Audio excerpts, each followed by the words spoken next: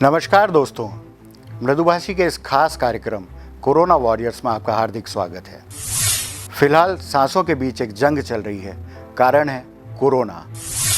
देश की बात की जाए, विदेशों की बात की जाए या मध्य प्रदेश की बात की जाए, इंदौर भी इससे अछूता नहीं है।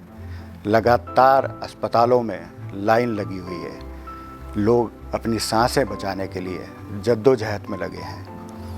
अस्पतालों की बात की जाए तो डॉक्टर्स लोगों की सांसें बचाने में लगातार जुटे हैं। ऐसे ही कोरोना वॉरियर्स हमारे बीच हैं, जिनका नाम है डॉक्टर गौरव गुप्ता, जो कि पल्मोलॉजिस्ट हैं चोइथराम हॉस्पिटल में। डॉक्टर साहब ने न जाने कितनी जान अब तक बचाई है और लगातार बचा रहे हैं। इस दौरान वे खुद भी संक्रमित हुए और पूरा परिवार भी उनका संक्रमित हुआ। डॉक्टर साहब बताइए कि क्या हालात हैं फ़िलहाल, और बात की जाए हमारे पूरे एक साल की। आप शुरुआत से इस जंग में लगातार लोगों का इलाज कर रहे हैं। पहले का दौर और अभी का दौर कितना खतरनाक है सर? ये नया कोरोना म्यूटेंट कितना खतरनाक साबित हो रहा है? मैं आपको इसके दो पर्सपेक्टिव बताऊंगा। एक तो अच्छा पर्सपेक्टिव और एक बुरा पर्सपेक्टिव। तो अच्छे पर्सपेक्टिव में पहले है, क्योंकि अच्छी बातें पहले करनी चाहिए जी। तो अच्छी बात यह है कि जैसे हमारा लॉकडाउन हुआ, पहले हमारे पास दवाइयों की कमी थी। हमें यही नहीं पता था कि हमें इस बीमारी से लड़ना कैसे है। बिल्कुल। पहले हमारे पास पीपीई किट नहीं थी, मास्क नहीं था, लॉकडाउन लगा, एजेंसीज ने वर्क किया और ये सब चीज़ें बढ़ाई। तो धीरे धीरे हम समझे कि पहले HCQ दवाई यूज़ करते थे, हम एजिथ्रोमाइसिन यूज़ करते थे। हमने ऐसा नहीं है, बहुत क्रिटिकल केसेज उस टाइम पे भी बिना रेमडेसिविर के, बिना टोसिलिजुमैब के निकाले। बिल्कुल। तो पहले ऐसा था कि हम प्रिपेयर्ड नहीं थे, हमारे पे कोई चीज़ एकदम से हमारे ऊपर टपका दी गई थी और हम प्रिपेयर्ड ही नहीं थे। हम सिर्फ एक्सपेरिमेंटल जो ड्रग्स थी, जो हम इधर उधर से सुन रहे थे, जो चाइना में जो बीमारी फैल चुकी थी या UK, US, इजराइल सब जगह फैल चुकी थी, तो उससे हम सीख रहे थे कि हमें क्या करना चाहिए। ठीक बात। और हमने पेशेंट्स को सिर्फ स्टेरॉइड देके और HCQ एजिथ्रोमाइसिन का कॉम्बिनेशन और एंटीबायोटिक्स का कॉम्बिनेशन देके क्रिटिकल केसेस को भी निकाला और घर भेजा। ऐसे कई पेशेंट हैं मेरे जो आज भी इस दौर में सोचते हैं कि उस टाइम पे रेमडेसिविर और सब कुछ नहीं होने के बाद भी हमारी जान बची, और आज वो सब चीज़ें हैं। तो ये एक अच्छा पर्सपेक्टिव है कि हमको बीमारी के तौर पे हमको समझ में आया कि हमको किन चीज़ों से उससे दूर रहना है। पीपी किट और मास्क, N95 मास्क और बने लोगों ने पहनना यूज़ किया, और इस कारण ये हुआ कि काफ़ी टाइम के बाद एक समय ये था कि हमारे अस्पताल में से 3 लोग एडमिट थे या 2 लोग एडमिट, और हमें लग रहा था कि कोरोना अब कभी आएगा ही नहीं। जो मेरे दोस्त बोलते थे कि अरे अभी वापस एक वेव आएगी, एकदम केसेस खत्म हुए थे। और ठीक बात है। मैं कहता था नहीं, मुझे नहीं लगता, क्योंकि बहुत एकदम से कम हो गया है और बता। लेकिन लोगों ने उसको इतना, हमको एक आदत है कि हमको अगर मतलब मुझे लगता था कि कोविड से हम सीखेंगे और हम अपनी लाइफस्टाइल चेंज करेंगे, लेकिन लोगों ने एकदम से मास्क पहनना बंद कर दिया, बाजारों में वापस भीड़ लगाना चालू कर दिया, पूरे ऑफिस और सब चीज़ें खुल गई। तो इससे फिर क्या हुआ कि जैसे ही म्यूटेंट स्ट्रेन आई और वायरस में म्यूटेशन हुआ, तो वो एकदम से इतनी गंदे तरीके से फैला। अब अच्छी बात तो ये थी कि हम प्रिपेयर्ड थे, हमारे पास दवाइयाँ थी, लेकिन हमने ये कभी नहीं एनालाइज किया था, ना हमने सोचा था कि ये जो पीक आएगा वो इतना खतरनाक आएगा कि पहले के बनस्पत अब केसेस बहुत ज़्यादा आएंगे और क्रिटिकल आएंगे। तो अब हमको ये समझ में आ रहा है कि हम प्रिपेयर्ड थे, लेकिन हम फिर भी उतने प्रिपेयर्ड नहीं थे कि हमारे पास दवाइयों की संपूर्ण मात्रा में, क्योंकि किसी को ये अंदाज़ा ही नहीं था कि इतने खतरनाक तरीके से लोग इन्फेक्ट होंगे, ऑक्सीजन की कमी हो जाएगी या फिर दवाइयों की कमी हो जाएगी, टोसिलिजुमैब कम हो जाएगा, जो लाइफ सेविंग ड्रग होती है कभी कभार उन्हीं पेशेंट में, जो साइटोकाइन स्टॉर्म है। तो ये एक मतलब जो उसका एक नेगेटिव पर्सपेक्टिव है कि फिर भी हम प्रिपेयर्ड तो थे, लेकिन अभी भी मतलब बहुत सारी चीज़ें कमी रह गई हमारे जो ट्रीटमेंट प्रोटोकॉल्स में है।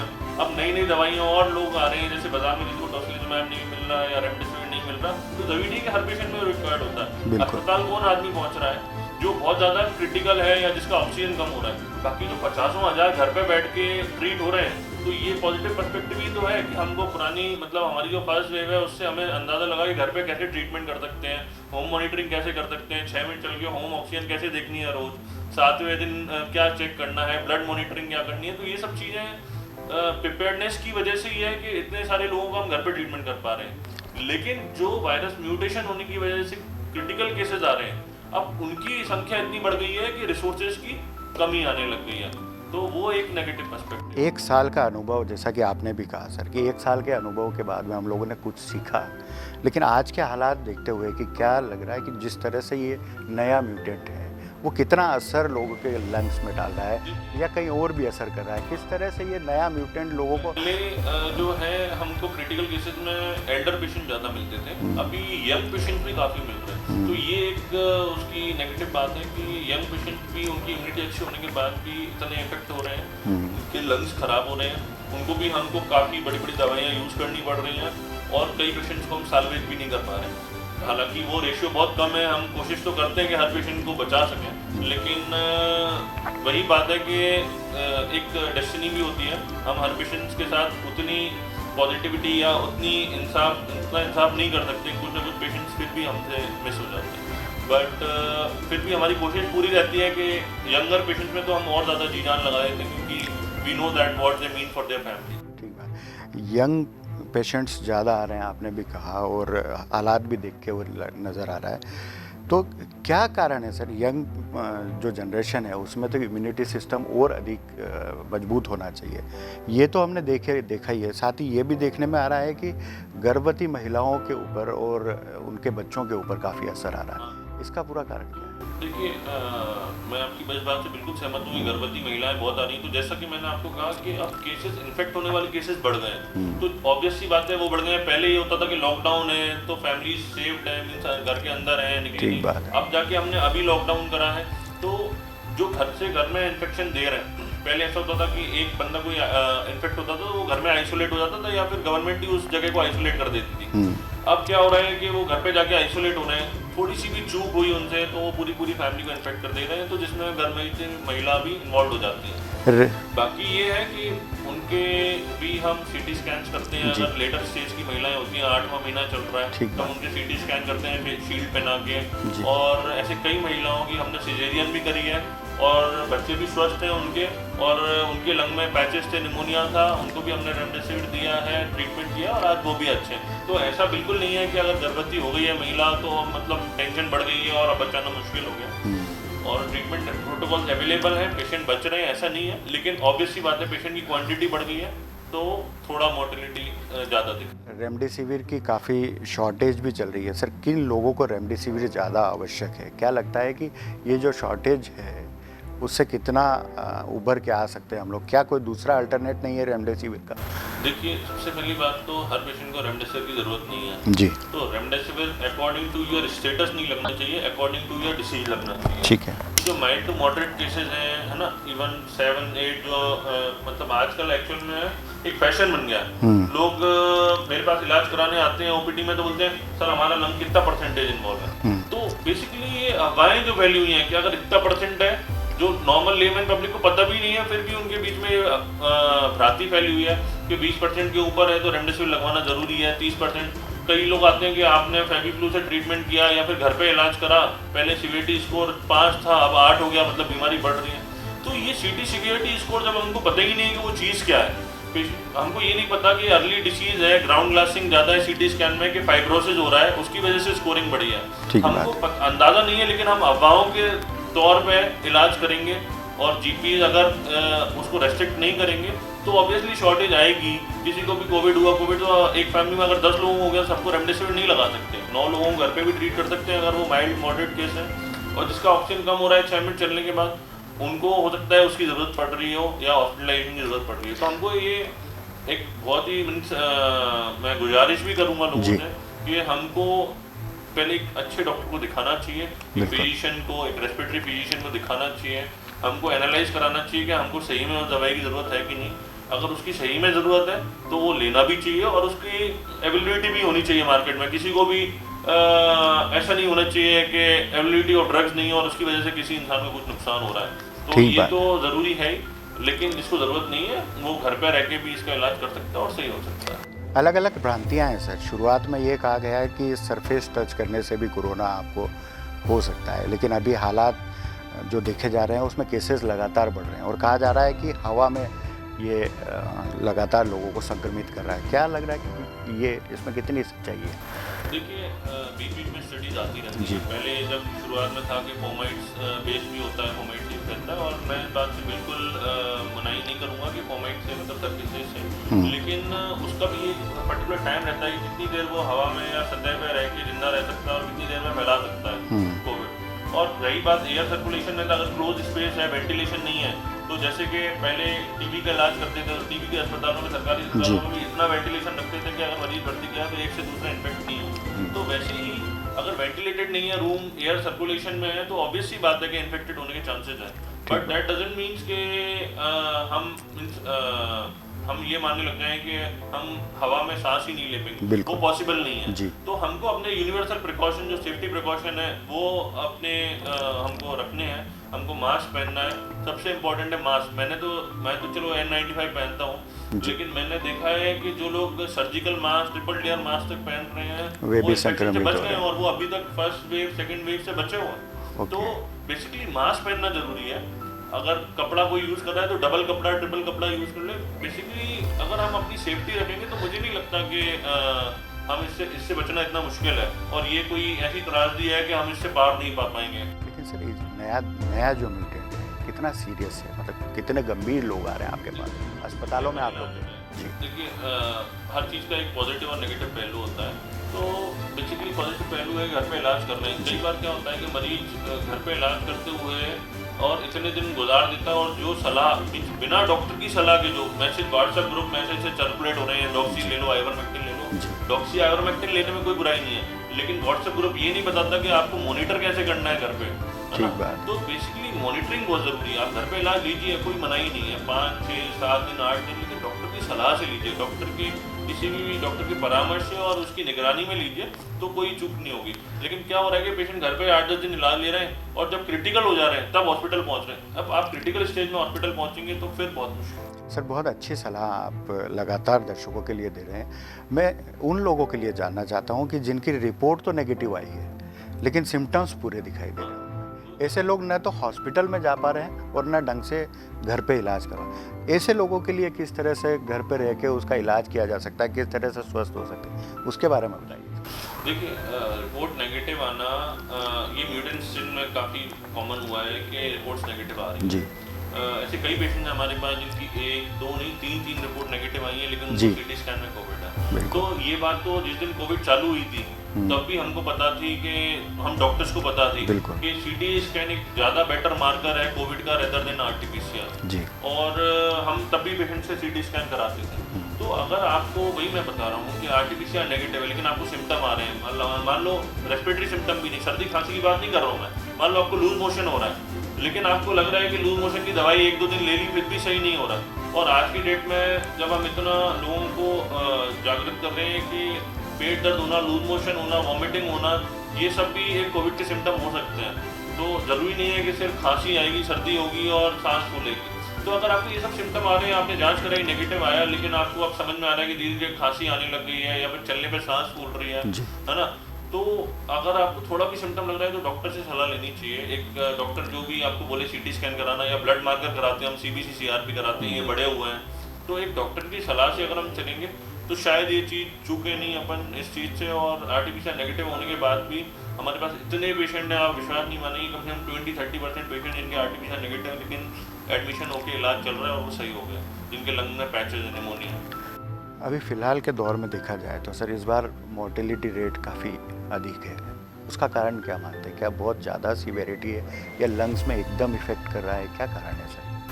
सीवियरिटी तो है ही, म्यूटेंट वायरस की सीवियरिटी थोड़ी ज़्यादा है, पर उसके साथ साथ जैसे मैंने आपको बहुत सारे कारण बताए कि पेशेंट लेट स्टेज में घर पहुंच रहा है क्योंकि अब अपना होम ट्रीटमेंट भी कर रहा है, वो जो अपना होम ट्रीटमेंट खुद कर रहा है वो गलत है, उसकी वजह से वो लेट स्टेज में हॉस्पिटल पहुँच रहा है। दूसरी चीज़ ये है कि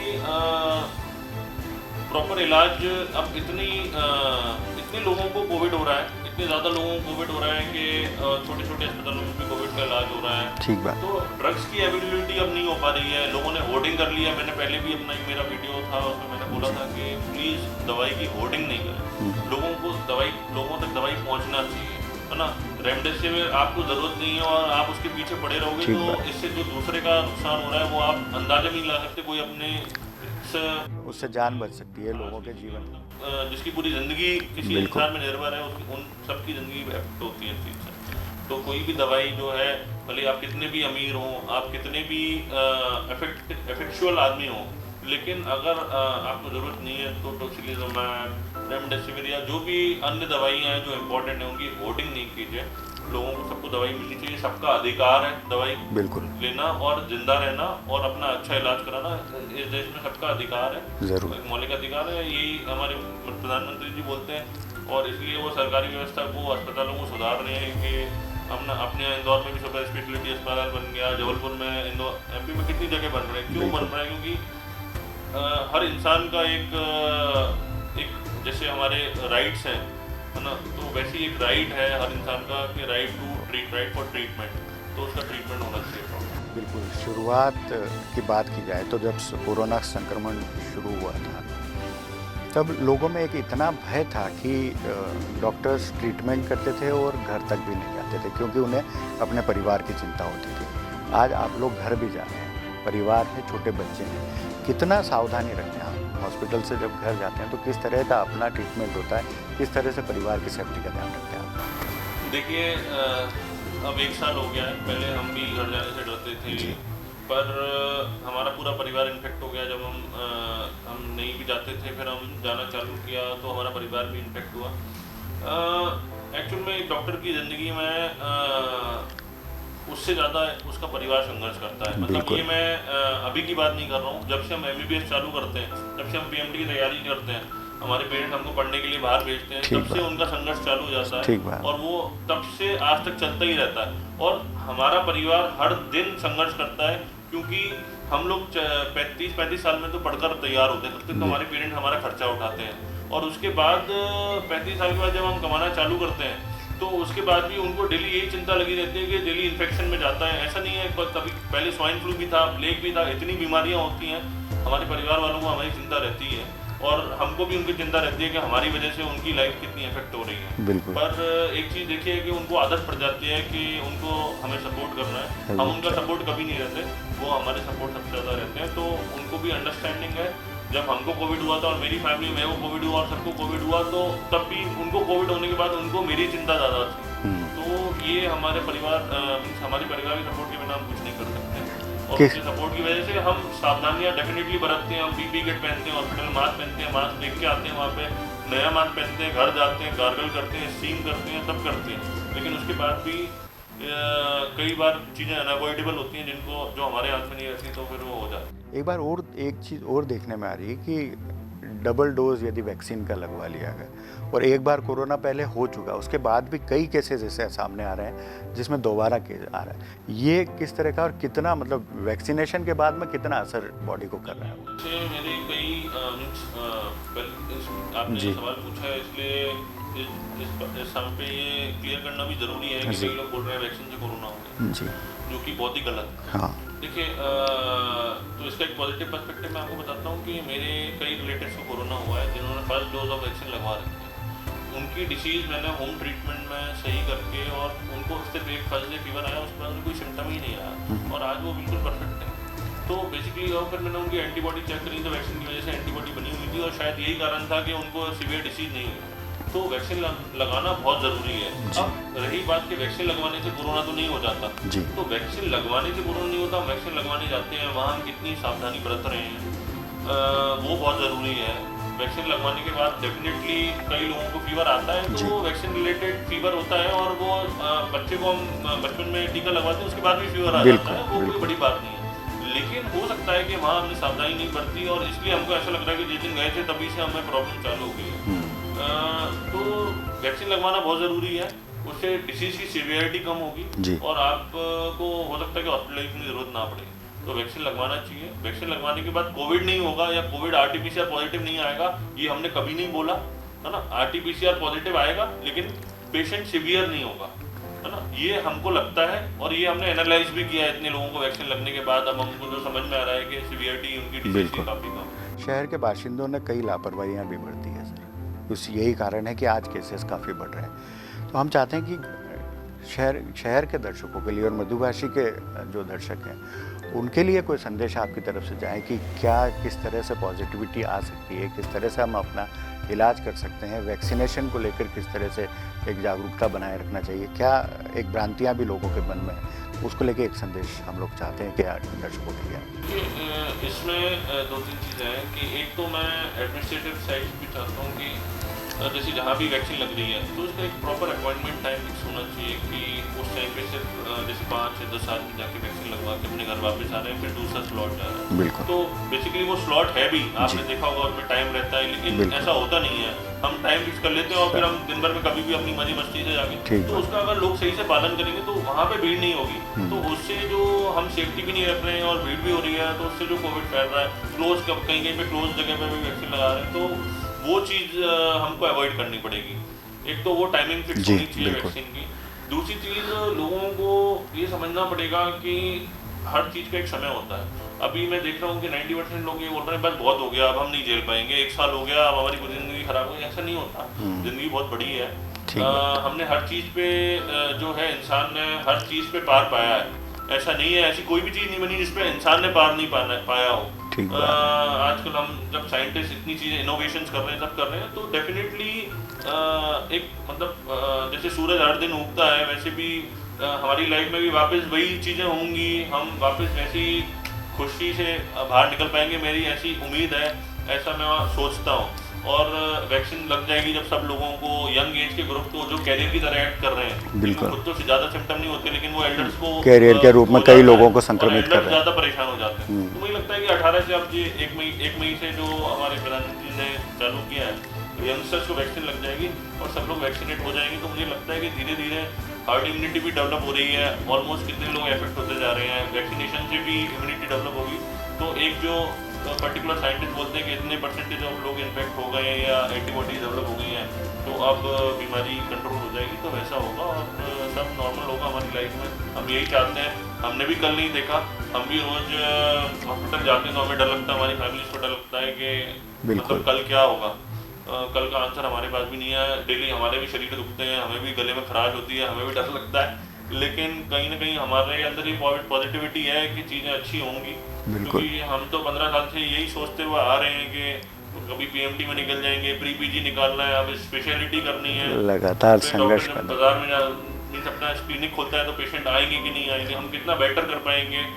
तो ये एक डेली लाइफ की, और ये सिर्फ डॉक्टर्स की लाइफ में नहीं, आपकी लाइफ में, इनकी लाइफ में, सबकी लाइफ में, कि हमें प्रोग्रेस करना है लाइफ में। तो हम ऑप्टिमिस्टिक होकर जीते हैं, आज तक जीते आए हैं। और इंडियंस तो बहुत मेहनती होते हैं साहब, सारे यूएस यूके चाइना में लास्ट ईयर एक डिग्री करने गया था, तो 1.5 महीने में वहीं पे था, तो लास्ट ईयर। तो वहाँ भी बहुत इंडियन हैं, तो मैंने देखा है कि इंडियन बहुत मजबूत होते हैं, बहुत मेहनत से काम करते हैं, और हम जीतेंगे, हमें कोई रोक नहीं सकता। तो ये थे डॉक्टर गौरव गुप्ता, जिन्होंने बताया कि किस तरह से हम अपना घर पर भी इलाज कर सकते हैं, किस तरह से हमें पॉजिटिव रहना चाहिए, और ये समय जो है वह भी गुजर जाएगा। तो ये थे डॉक्टर गौरव गुप्ता, जिन्होंने बताया कि किस तरह से हमें पॉजिटिव रहना चाहिए, दूसरी जो भ्रांतियाँ हैं उसे किस तरह से दूर किया जा सकता है, और घर पर रहकर आप कोरोना का इलाज किस तरह से कर सकते हैं। गौरव जी, आपका बहुत बहुत धन्यवाद, आपने हमें समय दिया। अगले कार्यक्रम में हम किसी दूसरे मेहमान के साथ फिर आपके साथ हाजिर होंगे, तब तक के लिए नमस्कार।